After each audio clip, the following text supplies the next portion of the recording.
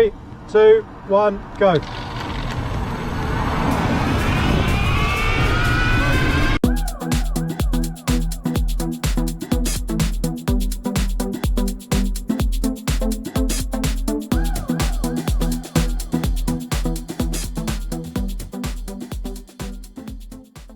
What's going on, guys? Just have to make this video. I've been asked several times to do it. There's a lot of myths around the reliability, the power, the pros and the cons that I don't necessarily agree with, so I'm just going to run through from my own experience, my own thoughts on it. I just want to state as well, kind of basing this on the power range of around 1500 watt to 2500 watt kits, because I believe it's kind of pointless doing a performance pros and cons of 250 watt kits, because in my own opinion, sorry if that hurts anyone who's got 250 watt kits, but yeah, they do assist you a little bit, but it's so minimal and negligent that it's just not worth me comparing these over. So for comparison, I'll be putting up some videos of me and Andy on our bikes. Mine is a 52 volt hub drive running about 2500 watts. Andy Kirby's on his Vapor with the same controller running about 2500 watts. Obviously, bikes can vary greatly. The gearing can vary greatly. Some mid-drives have plastic gears, some have metal gears, so some mid-drives are limited. I can open a whole can of worms that could just go on forever, you know. Some hub drives are geared differently. But as a general comparison, I think what I'm going to talk about will stand for most hub versus mid-drive situations. Right, so I'm going to start with mid-drive pros. First of all, the main pros of a mid-drive is better weight distribution.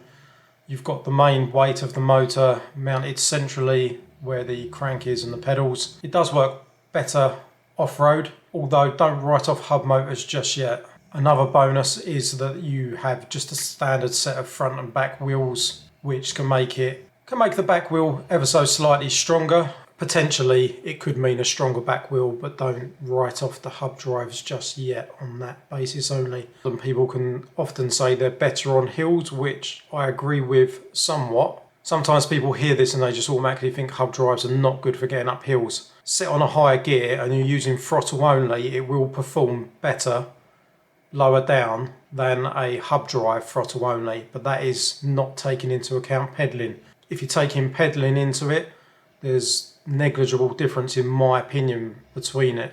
So as for acceleration and hill climbing on mid drives, yes, it is quicker, but only in my opinion when you're using throttle only. If you're accelerating throttle only on a hub drive and a mid drive, but that doesn't take into account if you pedal as well as accelerate on the hub drive, it's a different matter, and I'll come to that in a moment. It's slightly easier to change a puncture on a mid drive because you haven't got to take off any phase wires and cut any cable ties. So it's a little bit easier to change a puncture on a mid-drive. So that's all the pros that I like to think about a mid-drive bike and why I'd want to have a mid-drive bike. Now, I'm going to go on to the cons of owning a mid-drive bike. Okay, cons of a mid-drive electric mountain bike. Number one, price. It's almost always more expensive. Mid-drive electric mountain bikes are not cheap. They're usually always, on a whole, a lot more expensive than a hub drive to buy or build. Number two, cons of a mid-drive, it's a lot harder to upgrade the power. I mean, if you're talking about just doing like a magnet hack to kind of delimit a 250 watt, that's completely different to talking about getting serious power gains by fitting a better controller. 9 times out of 10, mid-drives have got the controller built into the motor.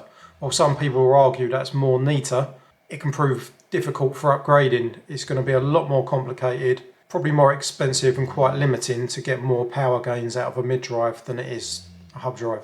Maintenance and part replacements on a mid-drive can be more difficult. The controller, like I said a moment ago, is built into the motor. Obviously on a hub drive that's going to be a quick plug and play job. On a mid-drive, you're going to have to send it probably to a specialist to have your motor fixed if it's got the controller built in and that goes. Quite often with mid-drives, the battery and the wiring harness can all be integrated into the frame, making it a little bit more difficult to access and replace parts. And usually you have to get exactly the same parts to replace. If your motor fails, your battery or your controller, and it's got any, 9 times out of 10 you'll have to get that exact same part to replace it, whereas hub drives, you've got a little bit more flexibility to replacing batteries, controllers and the motor. So that wraps up pros and cons on a mid-drive. Right, now on to hub drives. My own take on this is there's a bit of a myth going around that hub drives are unreliable. What I think this is personally myself, the market is absolutely saturated with cheap, nasty hub drive kits. But not all of them are nasty. I've been working alongside Andy Kirby for over a year now, dealing with hundreds of emails per week, and I have yet to see a single hub drive fail. We've absolutely abused them, thrown extra power at them. We've doubled the power we're running through these hub drives. No issues at all. On the pros of a hub drive, number one, reliability.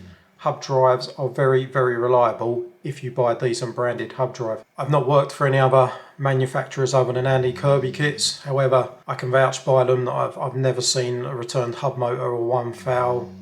No issues at all. Number two, unlike mid drives, I think they're always cheaper to buy or convert than the mid drive in general. They're a lot more budget friendly. This one's going to raise a few question marks with some people. I'll put a little video clip up of me and Andy on our bikes. Yeah, we're both running 52 volts. We're both running a phase runner controller, and we're both running about 2,500 watts. And if we accelerate on throttle only, Andy's bike will leave me off the line for dust, and then by about 15 miles an hour, my hub drive will reach past his bike, surpass it, and reach a much faster top end. 3, 2, 1, go.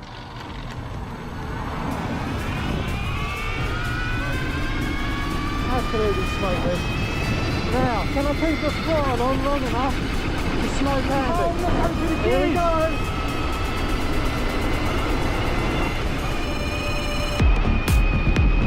He's got me.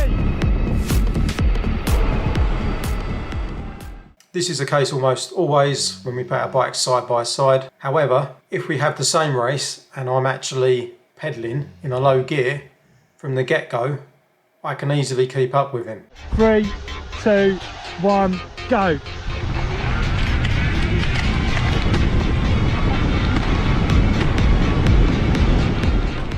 So, although mid-drives kind of use the bike's own gear system as almost like a gearbox and a gear ratio, which can have its positives on throttle only, when you bring pedaling into the equation on both bikes, I think a hub drive will match a mid-drive in every case. Being the case, when a hub drive reaches sort of 10-15 mile an hour and on throttle only, and it matches and surpasses a mid-drive's power, the fact is when you're riding around most of the time, you're always rolling. You know, apart from when you come to a stop on a trail or on a street, if ever you're accelerating from a rolling start, on throttle only, it's still probably going to be quicker than a mid-drive. Another pro to hub drive bikes is it's easier to replace and find parts. I think it's much easier to interchange parts. You could potentially use a slightly different manufacturer of controller and battery and hub wheel.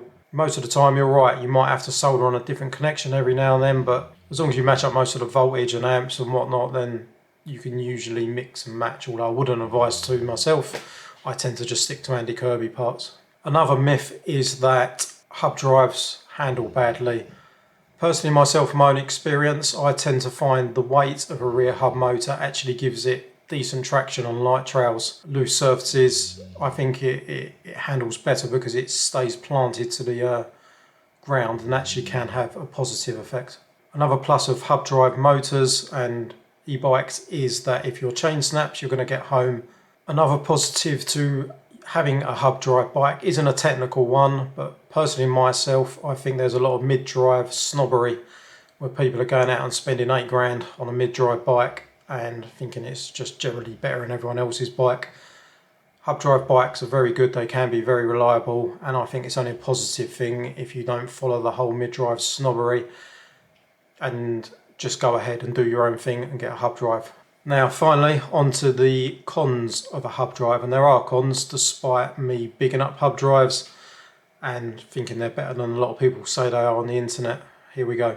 Number one is, yes, a heavy rear wheel can be slightly worse off-road if you are doing big airtime, heavy landings, which a lot of people, I think they like to pretend they are. I think it's a very, very small percentage of people are actually sending it on big heavy e-bikes, regardless of whether it's hub drive or mid drive. I think a lot of people like to pretend they're doing some serious off-roading when they're just doing trail riding, you know, light trail riding. Not many of us are sending it big time through the air. However, if you are, probably not going to be ideal for you for riding a heavy rear wheel. Another downside of hub drives is it's slightly more difficult to change a rear puncture.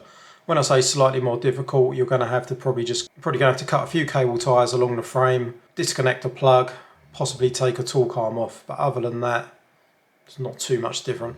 And finally, the only other downside to a hub drive, I think aesthetically, they can look a bit more DIY, arguably.